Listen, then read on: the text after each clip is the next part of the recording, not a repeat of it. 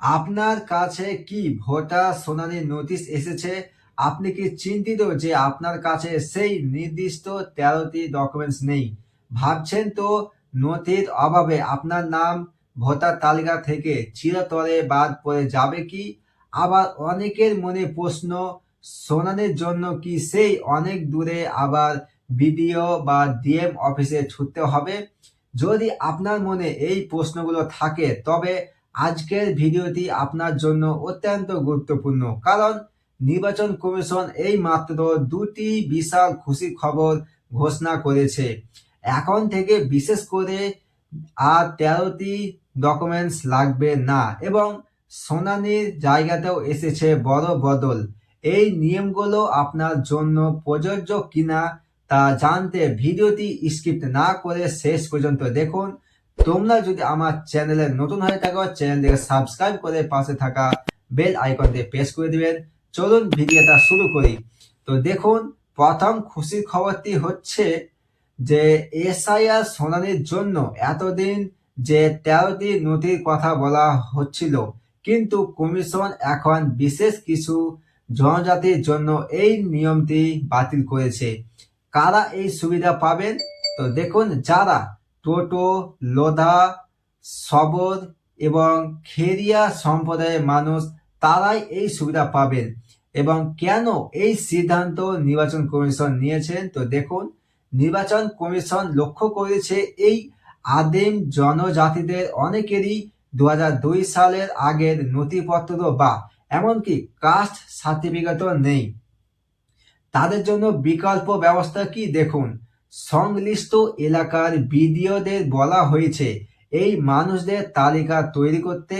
নথিপত্র না থাকলে জেলা শাসকের বিশেষ করে অনুমোদনে এদের নাম সরাসরি ভোটার তালিকায় তোলা হবে। তো দেখুন, এই নিয়মটি জারি করেছে নির্বাচন কমিশন। এবং আমাদের যে দ্বিতীয় খুশি খবরটি হচ্ছে, সেটি হচ্ছে শুনানির জায়গা নিয়ে।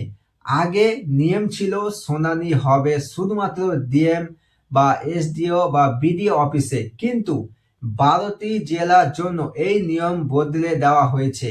জেলাগুলোর নাম কি কি দেখুন, এক হচ্ছে দার্জিলিং, কালিম্পং, ঝাড়গ্রাম, পশ্চিম মেদিনীপুর, আলিপুরদুয়ার, জলপাইগুড়ি এবং আরো বেশ কিছু জেলা।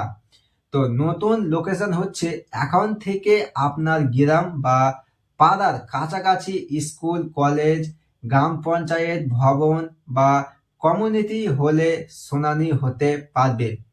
তো এর ফলে আপনার সুবিধা কি? তো দেখুন, এর ফলে বয়স্ক মানুষ বা যারা দূরে যাতায়াত করতে পারেন না, তাদের আর ভোগান্তিতে পড়তে হবে না।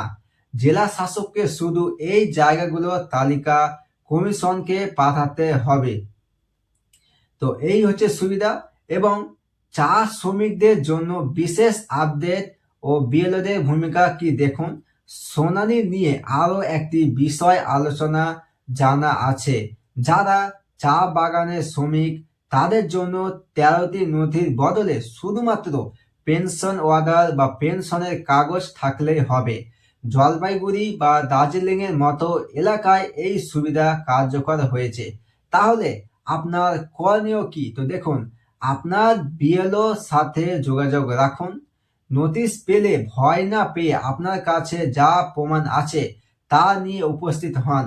মনে রাখবেন, কমিশন কিন্তু নাম বাদ দেওয়ার জন্য নয়, বরং নামগুলো ভেরিফাই করার জন্য এই শুনানি করেছে। তো বন্ধুরা, আজকের এই দুটি তথ্য কিন্তু সাধারণ ভোটারদের জন্য অত্যন্ত গুরুত্বপূর্ণ।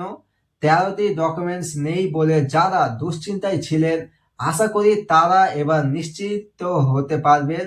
আপনার পরিচিত কেউ যদি এই সমস্যার মধ্যে থাকে, তবে তাকে ভিডিওটি অবশ্যই শেয়ার করুন। আপনার এলাকায় কি শুনানি নোটিশ দেওয়া শুরু হয়েছে?